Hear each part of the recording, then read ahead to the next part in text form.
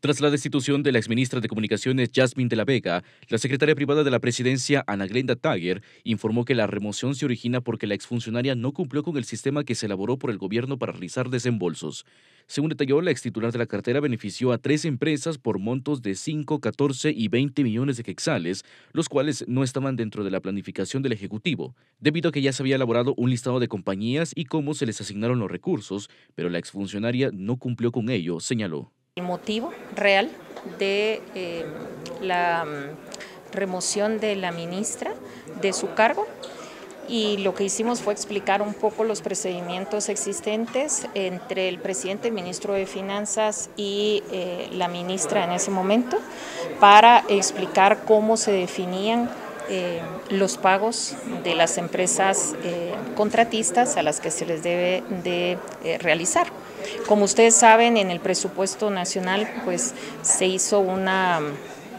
contratación de obra mayor de lo que era el presupuesto en el gobierno anterior, y ahora nosotros debemos pagar estas obras, pero para pagarlas pues se han ido definiendo procedimientos en donde se pueda especificar en qué casos aplica el pago, y eso tiene que ver con el nivel de implementación de la obra para poder ser justos con que los pagos se realicen con las empresas que realmente han cumplido y no con empresas que todavía están pendientes de hacer la obra, ¿no? El tema es que todas estas empresas tienen un contrato que, como les digo, viene desde el gobierno pasado. En el actual gobierno lo que nos toca es ver que se cumpla con la obra para poder hacer los pagos, y estas empresas, el único tema que hubo es que se habían definido que no se le podía pagar a la misma empresa en 2 ocasiones y que se le iba a dar prioridad a otras empresas que hubieran avanzado, porque hay muchas y los fondos pues no son suficientes para ello, y la ministra lo que hizo fue pagar un listado distinto del que habían acordado con el presidente. Eso fue lo que realmente sucedió. De las empresas yo no le puedo hablar mucho porque realmente yo no las conozco. Yo solo conozco el listado existente y el listado que se pagó, que fueron listados distintos. La secretaria privada de Bernardo Arévalo también dio a conocer que ella dijo que habían algunas de estas empresas que sí habían cumplido y que ella sentía que debían de estar en la lista de pagos y que no estaba de acuerdo en cómo lo había hecho el mandatario de la nación. Precisamente sobre ese listado que la secretaria mencionó, el presidente Bernardo Arévalo confirmó la existencia del mismo e intentó explicar que es una metodología que este gobierno tiene para el pago de proyectos de infraestructura.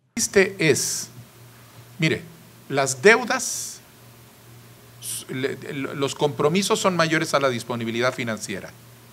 En consecuencia, se tienen que hacer los pagos de manera parcial porque no se puede pagar todo a todos de una vez. Lo primero que hay que hacer es certificar que haya una coincidencia entre el avance físico de la obra, la supervisión que verifica que hay un avance físico, y entonces se autoriza el pago correspondiente. Quienes van cumpliendo con estas condiciones entran en un listado a los que se les puede pagar, pero en donde hay un principio, y es que hay que tratarle de pagar a todas las empresas, de manera que no haya, por un lado, ni favoritismo, que solo se le pague a algunas, o que no haya incentivos perversos, y es que se genere la posibilidad de que alguien quiera dar una coima para poder sacar adelante. Y entonces se estructura una lista de pagos para que de esa manera ordenada se vayan haciendo los pagos, asegurando que vayan siendo beneficiadas las distintas personas, y a medida que se va avanzando, se va haciendo el pago. Esa es la lista que existía. Tager indicó a diputados del bloque legislativo Voz que se estableció un grupo de análisis para el pago de obra en ejecución, en el cual participaban el presidente Bernardo Arévalo, el ministro de Finanzas Públicas Jonathan Mencos y la entonces ministra de Comunicaciones Yasmín de la Vega.